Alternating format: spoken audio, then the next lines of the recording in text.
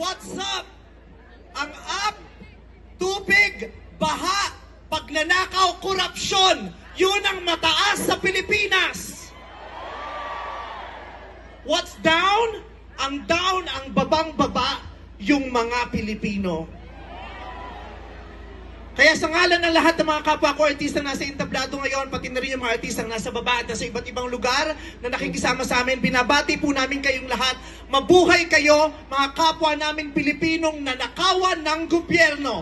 Mabuhay kayo. Yan ang pagbati natin sa isa't isa.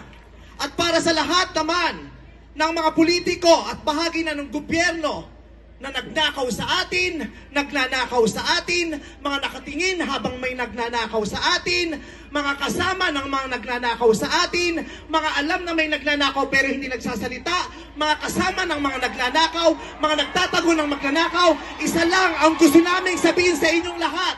Patawad kay Father pero putang ina ninyo!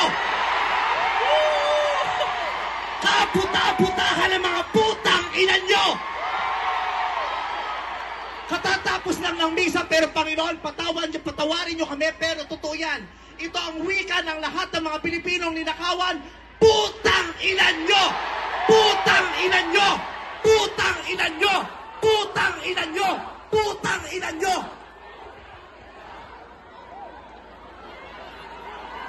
Putang ina nyo! Tapos na ang panahon ng mga mababait at ng mga resilient. Ang mga mababait, ginago. Ang mga resilient, tinarantado. Hindi nauubra sa atin yung bait-baitan, kimi-kimian, tahimik-tahimikan, patawad pero hindi po. Hindi ko sisimplihan, hindi ko babaitan ang mensahe ko ngayon dahil hindi naman sila mababait. Sa katunayan, mga hayop sila. So bakit natin babaitan ang mensahe natin? Hindi natin kakalmahan ang mga salita at kilos natin dahil deserve nila ang galit, ang pikon at poot ng mga nanakawang Pilipino. Hindi tayo pwedeng kumalma. Hindi pwedeng iiyak lang.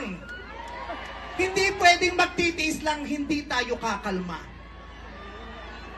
Hindi ko kayang maging magalang sa kanila dahil mga bastos sila. Mga salaula sila at mga baboy sila.